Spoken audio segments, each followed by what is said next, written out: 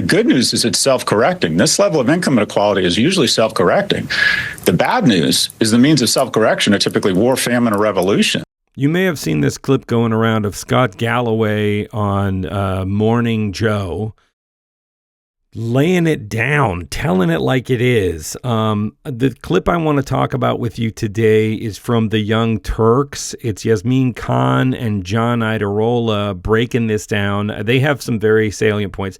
This is, you can see the original clip on MSNBC. Lots of other of these sort of left-wing channels are covering it.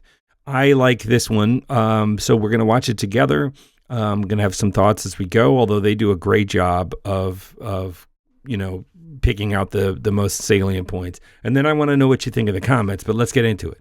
When 40% of U.S. households are struggling with some sort of medical or dental debt, when a quarter or 20% of households with kids are food insecure, and yet we have one man, Jensen Huang, and I like Jensen, who is now worth more than Boeing. I mean, something is wrong here. The average tax rate on the wealthiest 25 Americans is 6%. Corporate tax rates are at their lowest point since 1939. Now, the bottom 50% don't pay much federal income tax, but they pay a lot in usage and consumption taxes. But this misdirect talking about tax rates misses the point. It's the tax code, which has gone from 400 pages to 4,000. And that 3,600 pages, quite frankly, is there to screw the middle class and continue to transfer more money to the super wealthy. The fastest growing demographic group in America is not seniors. It's not Latins. It's billionaires. We had 500 billionaires 10 years ago. We now have 2,500. So if you want to cram more and more wealth into a smaller group of people, we're on our way. So here's another useful statistic to wrap your head around just how broken the American economy is. The typical Fortune 500 CEO had already made more money by January 2nd than the average U.S. worker will make this entire year. Galloway also stated that he believes income inequality is always self-correcting, but how that self-correcting takes place is not always pretty. Here's the clip. The good news is it's self-correcting. This level of income inequality is usually self-correcting. The bad news is the means of self-correction are typically war, famine, or revolution. These individuals have weaponized government, and we risk revolution, whether it's CEOs being murdered in the street, whether it's a Me Too movement that had righteous components of it, or Black Lives Matter. What are these movements? They are targeting the wealthy. We are in the midst of a series of small revolutions to correct income inequality. And the reason we put an insurrectionist and a rapist in office is because for the first time in our nation's history, a 30-year-old man or woman isn't doing as well as his or her parents were at 30. So it wasn't just Galloway who was criticizing the billionaire class. We have criticized Joe Scarborough many times on this show, but today we'll give him a little bit of credit for what you're about to see. Take a look at this. And I say this as a small government conservative. This is a threat to American capitalism. We can look at a lot of different threats facing this country, but moving towards this sort of oligarchy with all of these monopolies. And I've always told the story, during COVID, somebody called me up and said, "Hey, you need to invest in the stock market." I go, I don't really do that. I don't trust the stock market. I don't want. He goes, "Just invest in the monopolies." I go, "The monopolies?" He goes, "Yeah, Meta, invest in Meta and Amazon and Microsoft." And he named 5 or 6. And they're, like you just said, they're monopolies. Lena Khan tried to break it up. And you seriously would have thought that Karl Marx was marching down, Wall Street. And you combine that combination that you're talking about with the fact that billionaires are getting richer and richer by the second. All right. So kind of interesting, John, how these ideas that we've been talking about on this network for so long are finally becoming a bit more mainstream, maybe. And it's an interesting shift, but that's maybe the frustrating part of being a so-called progressive. By definition, you're always pushing ideas and concepts and waiting for everyone else to catch up. So, John, do you think that these ideas will catch on in any kind of meaningful way? Or do you think maybe they're already starting to make inroads with people, because we are starting to see people on both sides of the aisle look at these millionaires and billionaires and say, this isn't fair. I'm struggling. Why have they made more money than I'm going to make in a year by January 2nd? Well, listen, though, before I let John Iadarola answer that question, Lena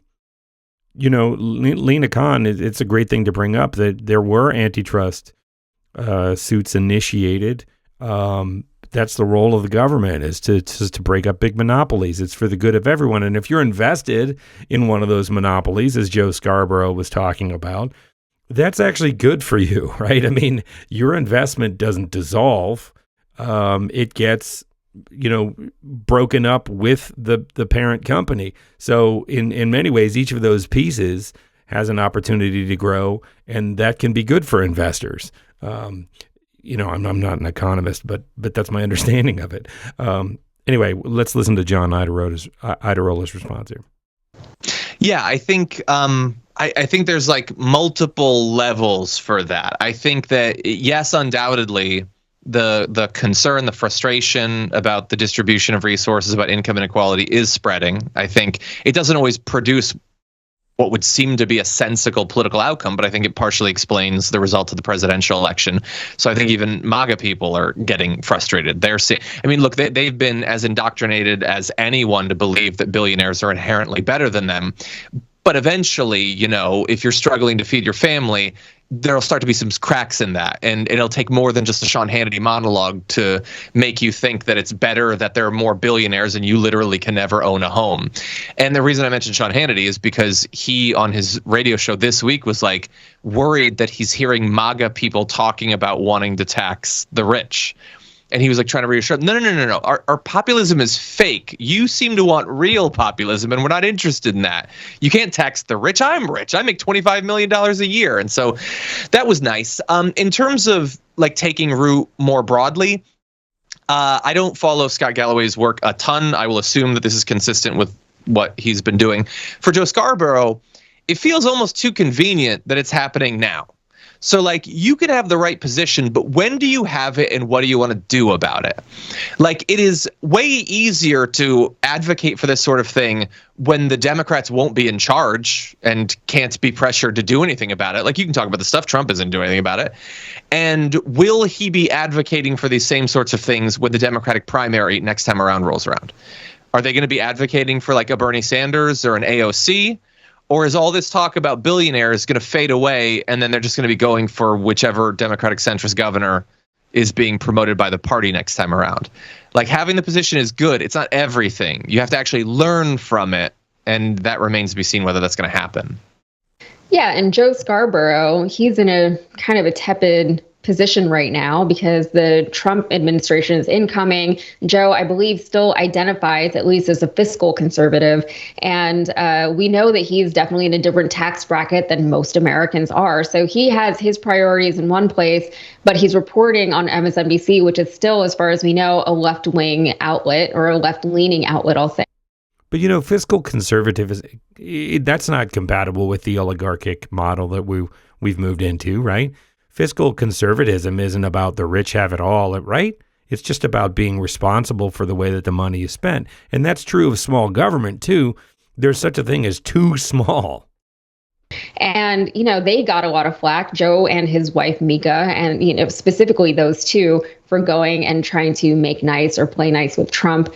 And so I wonder if he's like trying to teeter that line a little bit. Scott Galloway is like he does touch on a lot more progressive ideals. He's an NYU professor. I think he's not quite as far left as, some other people might want him to be, but he is left enough that he would be the guy to bring out some of these ideas on a mainstream show like MSNBC. But what is funny, what we're seeing now is Trump is making all these insane headlines about how he wants to change the name of the Gulf of Mexico and he wants to declare war on Denmark and take over the Panama Canal, all these things that he's saying.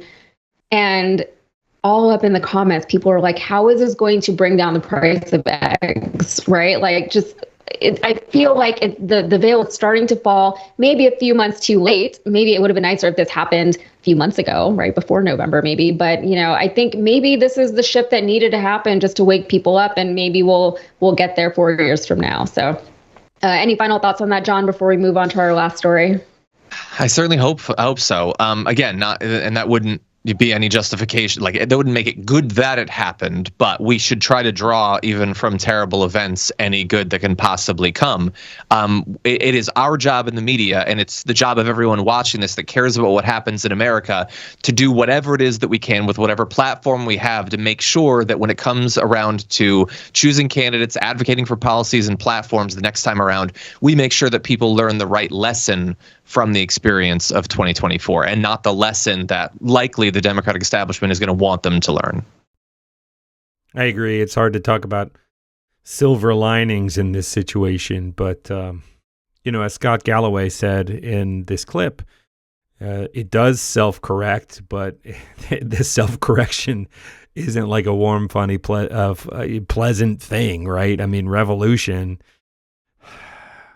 it's hard to look forward to that. There would be a sort of a self-righteous satisfaction in seeing the whole thing torn down. But, revolutions get messy and bloody, and stuff gets broken and people get hurt. So that may very well be what needs to happen, but it's hard to, be looking forward to it. Let me know what you think in the comments.